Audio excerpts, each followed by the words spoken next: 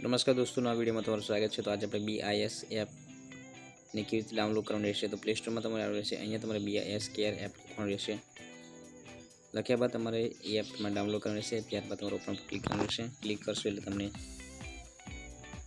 Sign in પર click કરીને અહીંયા તમારે ન્યૂ રજિસ્ટ્રેશન પર ક્લિક કરવાનું રહેશે।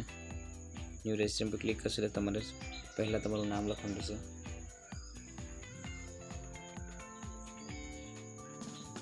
નામ લખ્યા બાદ નીચે તમારે મોબાઈલ નંબર નાખવાનો રહેશે।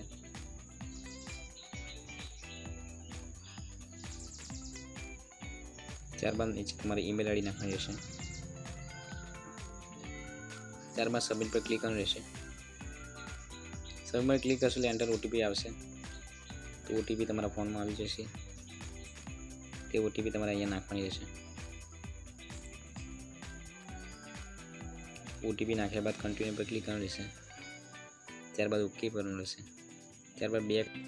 તો હવે તમે BIS કેરની બધી જે સર્વિસ છે તે યુઝ કરી શકો છો। તો વિડીયો જોવા માટે ધન્યવાદ।